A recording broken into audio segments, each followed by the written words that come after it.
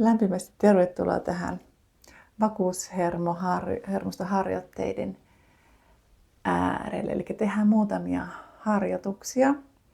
Eli jos katsoit sen videon, missä kerran vähän näistä vakuushermostoasioista enemmän, niin tosiaan hengitys on yksi oleellinen, millä voidaan vaikuttaa. Ja myös sitten vaikka erilaiset joogaliikkeet tai kehon harjoitteet. Mutta lähdetään ihan ensimmäisenä hakemaan turvan tilaa. Eli vakuushermosto tykkää turvasta. Ja tuo nyt meidän etuotsalohkolle tietoa, että me ollaan turvan tilassa. Eli voidaan lähteä kääntämään päätä puolelta toiselle ja samalla siellä nimetään, että mitä me ympäristössä nähdään, kun me siirretään katsetta puolelta toiselle. Voidaan sanottaa nämä asiat joko ääneen tai sitten omassa mielessä. Hyvä. Ja tehdään sitten, tosiaan hengitys on nyt tosi tärkeässä roolissa myös. Ja toki kun me tehdään harjoitteita, muitakin harjoitteita, niin hengitys voi luonnostaan sitten siellä keventyä ja pidentyä. Mutta eli nenähengitys ensinnäkin olisi suotavaa. Ja sitten uloshengitys, kun on pidempi kuin sisäänhengitys, niin sekin on semmoinen rentouttava ja rauhoittava. Toki on muitakin näitä rauhoittavia, on tämmöisiä neliöhengityksiksi sanotaan näitä, että hengitetään vaikka nenän kautta. Aina nenän kautta siis ylipäätään hengitys, eli hengitetään sisään, lasketaan vaikka 4, hengityksen pidätys lasketaan 4 ja hengitetään ulos, lasketaan 4 ja taas hengitystä pidätetään. Mutta ensinnäkin hengitystä ei pidä pidättää, jos olet raskaana.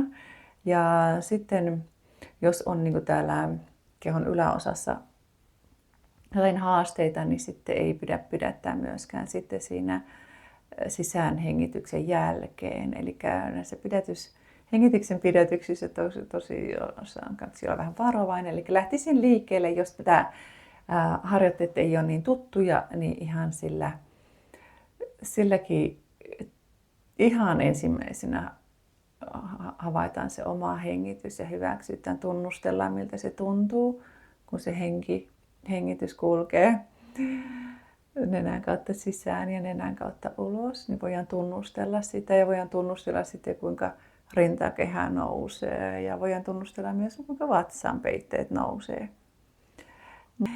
Ja sitten on tämmöisiä vakuushermostoa harjoittavia liikkeitä. Silmäliikkeet on tosi tehokkaita.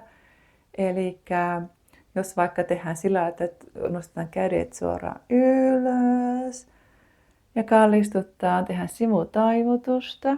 Katsotaan ensin vaikka tuon suoraan sivulle. Ja sitten käännetään katsetta sinne vastakkaiseen yläviistoon. Niin mulla ainakin heti antaa täältä jännityksiä periksi.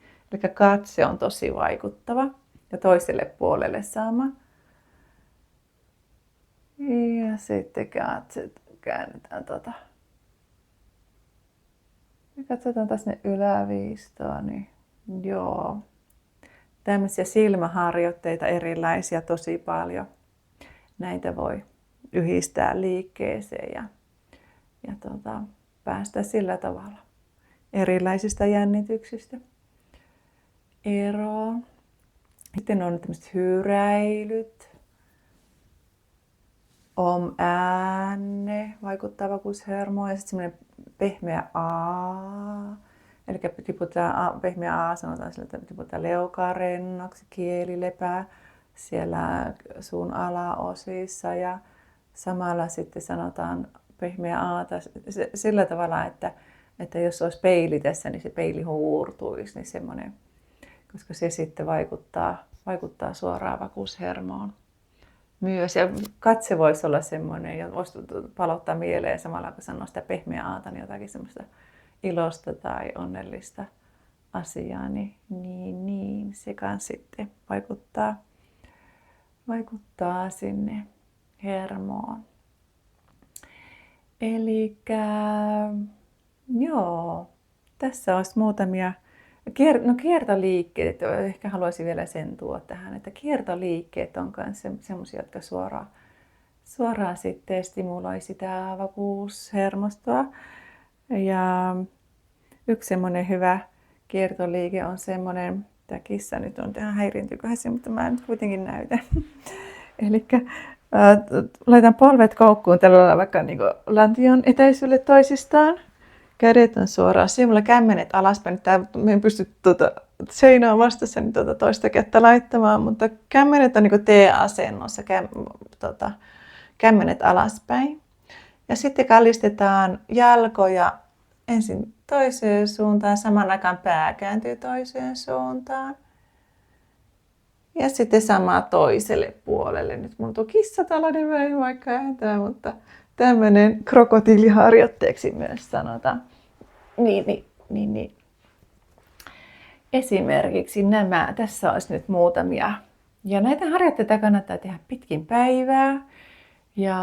Eli vaikka kun käyt vessassa, niin kannattaa siinä samalla vaikka katsella yläviistoon tai hengittää vähän tietoisesti.